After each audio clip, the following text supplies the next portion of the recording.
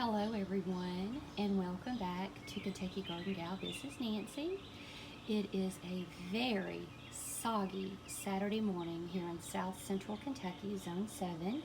It also happens to be Memorial Day, so very thankful for all of those who gave the ultimate sacrifice for our freedom. In today's video, we are going to be starting some seeds. Now, the seeds that I wanted to talk about are moonflowers. This is a hyacinth bean and a birdhouse gourd. And then I wanted to harvest some sunflowers. And I think I'm also going to do some more cosmos. But first, let's go check in on all of the babies.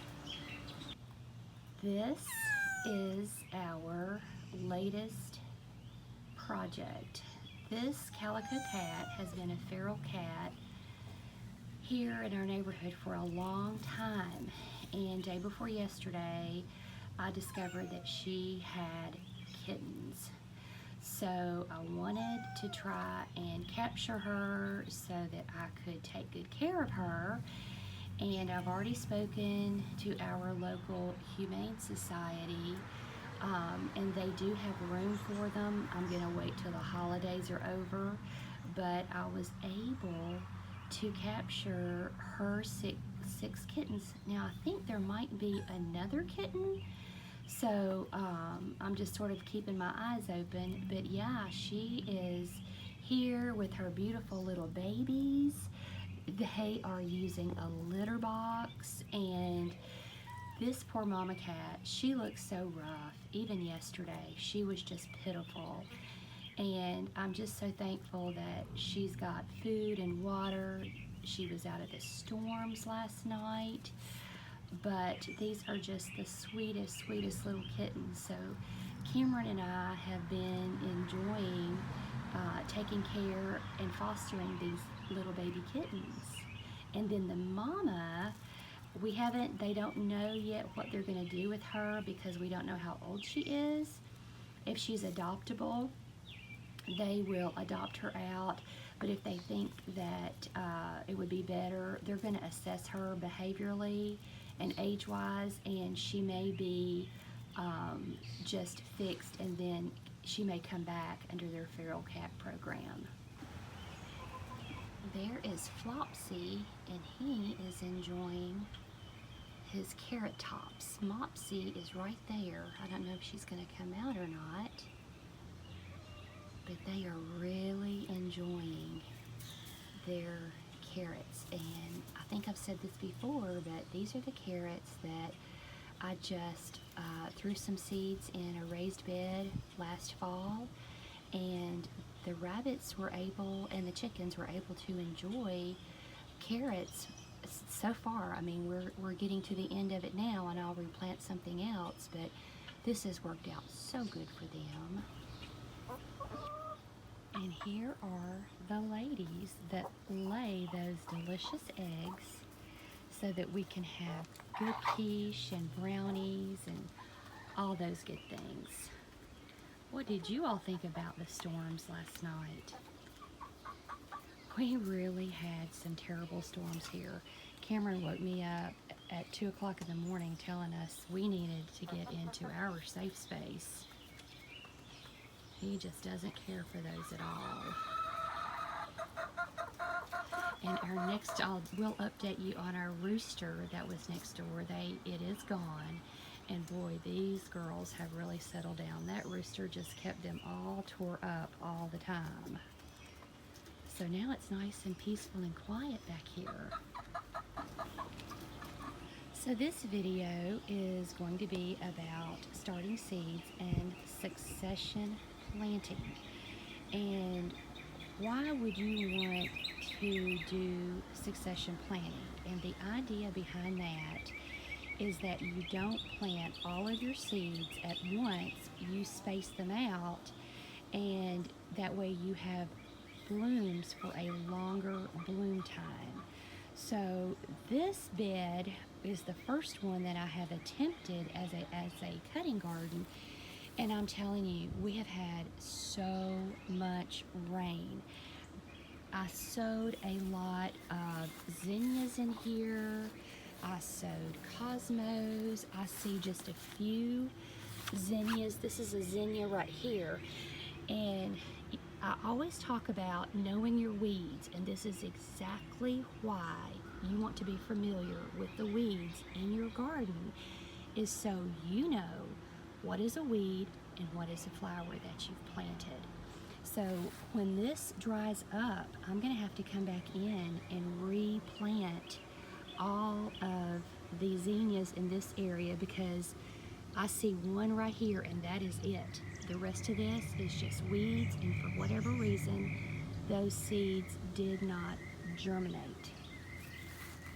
So going on over here, these are cosmos. Look how big this zinnia is. This is a mole plant that comes up voluntarily every year. Pretty sure, I don't think I sowed any marigolds, but maybe I'm wrong, because this could be a cosmos and this could be a marigold. We'll just have to see when it blooms. That's all I know to tell you. But this is what I'm attempting to do. And then this area right back here, you see the 3 pawpaw trees, there, there, and there. These are the pawpaw trees that I planted last year.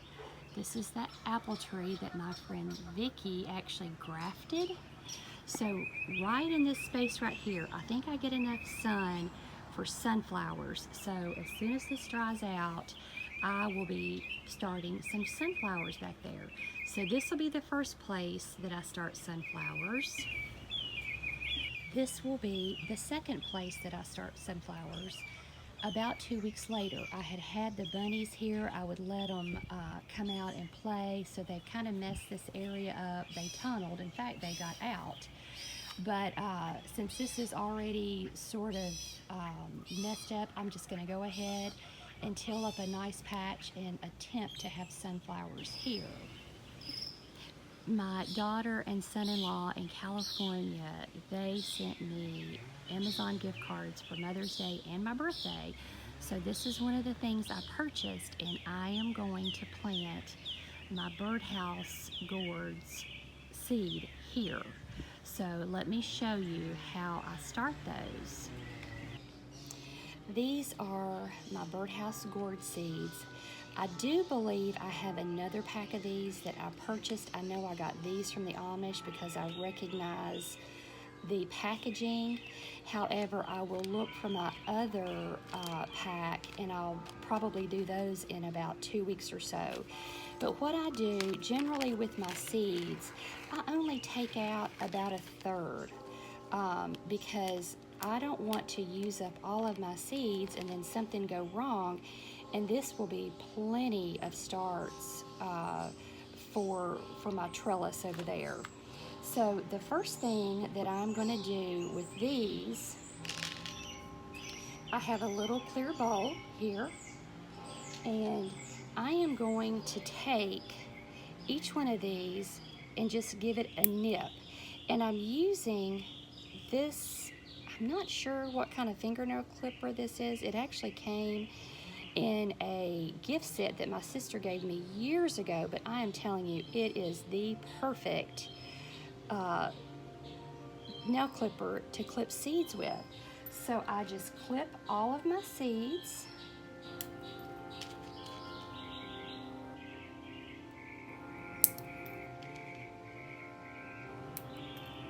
And right on time, there are the church bells.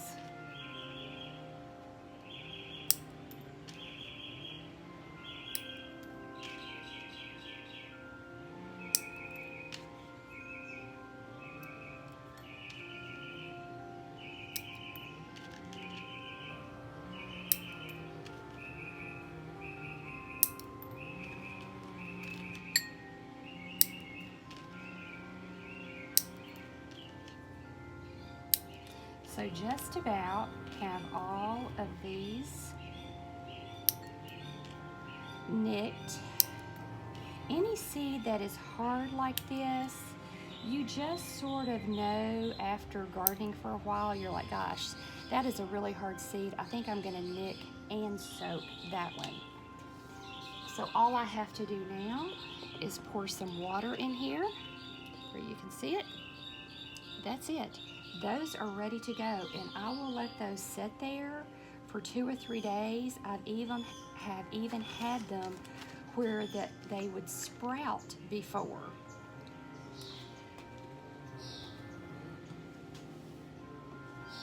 So the next thing that I want to start are hyacinth beans. Now, I harvested these from my hyacinth beans last year. So what you have to do, you have to break these open.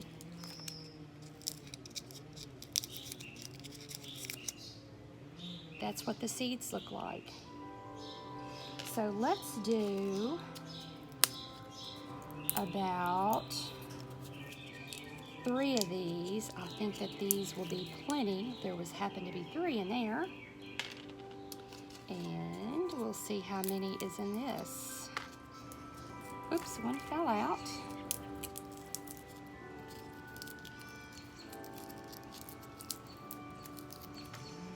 Happened to be 3 in there. That's what the hyacinth seed looks like. So here we go again. We're just going to come over. We're just going to nip all of these.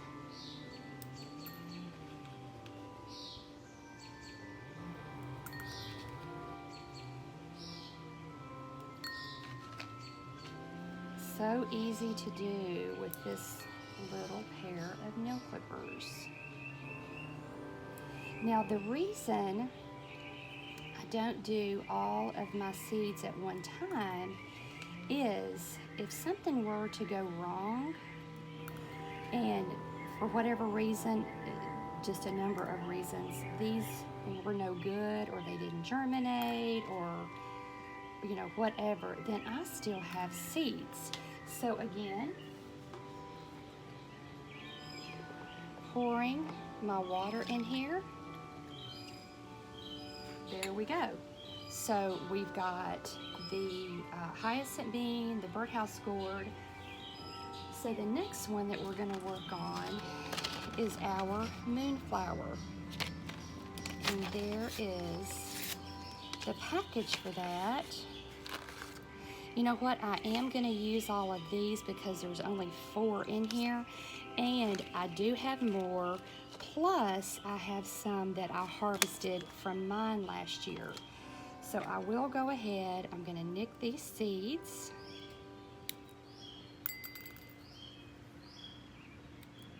Just like that.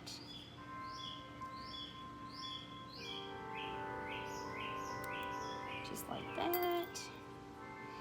And you want to make sure, unless you can identify your seeds from sight, you do want to mark them because you're going to say, oh, I'm going to remember. Well, let me tell you, being a 30-year gardener, you are not going to remember.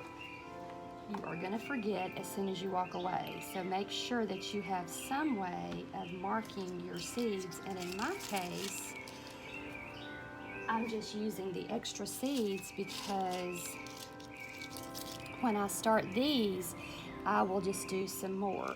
So we have now gotten these 3 started. So now what I want to do, let me make sure you can see this. These are sunflowers that I harvested from Ruby Branch Farms last year. I harvested the giant zinnias, and I harvested the sunflowers. I think you could buy these for like $1 a stalk. So there's 1, 2, 3, 4, 5, there's 6. So I could get 6 plantings out of these, but let me show you how to harvest your seeds.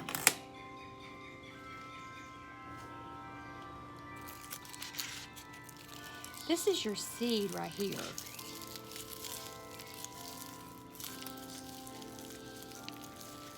Let's show you. And I have just used a paper plate.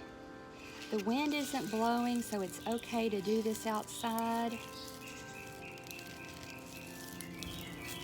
And I want to show you the seed, all the seed from just one. This is your seed right there. Look at all those seeds. That's your seed. So you just want to open this up. Once you've got your seeds out, then this is the part that you throw away. I mean, you could leave it, you could plant it in your garden. It's just going to compost. But this is what you're trying to do. This is how you gather your sunflower seeds. So this is going to be quite a few. And I'll also have some to share if any of my friends need some that are watching this. Come over and get some.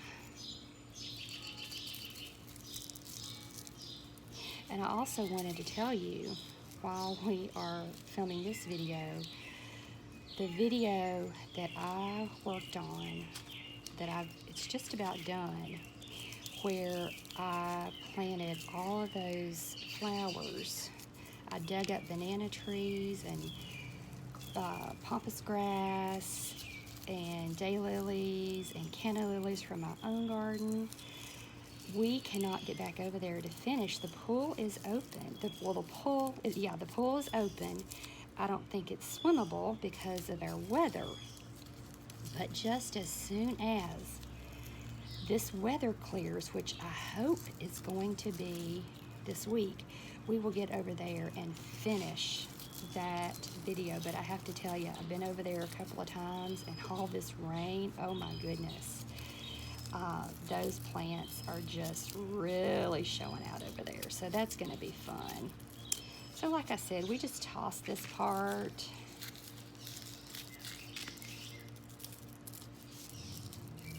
Get our little seeds out. And you know, if you wanted to grow sunflowers, you could also, if you don't want to leave them for the birds, you can harvest the seeds for them. And this would also be fun if you wanted to make seed bombs. I think I want to do that for the farm. I've done that before, and it's so much fun. If I have an abundance of seeds left over at the end of the year, I like to do seed bombs and then take those to the farm, and I can get them places where maybe I couldn't physically reach. All right, so we're just about at the end of this. These are coming off. We're just getting that backing off there. And isn't Mother Nature wonderful? I tell you what, I never ever get tired of the beauty of Mother Nature. So we have got most of those off there. Now, since I'm not going to be doing these right now because it's too wet for me to till up, and it's so humid out here, I'm just dripping sweat, it's going to have to dry out. So I am going to put these in, I'll probably go in the house and get just a plastic bag, since I know I'm going to be using these right now. But that's how I will store these until I get ready to use these. Now also, and as you can see, this has been opened. I have already sown some of these, but I do want to sow some more Cosmos seeds because these are so wonderful in our area. They really last well into the fall, and it's so nice to have color, and you can go out and make bouquets. And also with the Cosmo, if you think it's getting too leggy, you can cut the top and put it in water, and it will start roots. So let me show you an experiment I did with snapdragons. I'm not sure if we had a storm or what happened, but somehow I ended up with a broken stem from my snapdragons. So I cut off, this was 1, 2, 3, 4, 5, 6 stems, and look, I did get roots. That is a good, healthy white root. I may have some forming right here. I'm going to give these just a little bit more time. They don't appear to be rotten or decaying or anything like that, because you would know it. They would just sort of deteriorate. But yeah, when I say that this garden is an experiment, if you don't try, you're not going to know. So I was able to get one extra snapdragon from a piece that had broken off. These are the snapdragons, and they just love it here in this spot. Now, I do have pots on either side. This is going into the back door. So what I will do, when my moonflower seeds germinate, I'll plant them in the same pot. They will just go right in these pots on either side, and then that's how we have the moonflowers that come up over the arch going into the back door. Closing out this video, we will take a peek at the Greenstock vertical growing towers, and this is the salad bar that I planted with the first one, and I wanted to show you all something. Look at the strawberries. These strawberries, excuse me, goodness, these strawberries have absolutely not grown an ounce. I mean, look at that. They did not do anything. So, you know, that happens. You absolutely have garden failures, and these strawberries are a perfect example. You know, they were on the top, they were getting the first water, they were all healthy plants, and they didn't die, but they simply never grew. So that's the way it goes in gardening. But everything else, I am so pleased with it, and we've been coming out. We have fresh lettuces for our salads and for our sandwiches and for garnishments.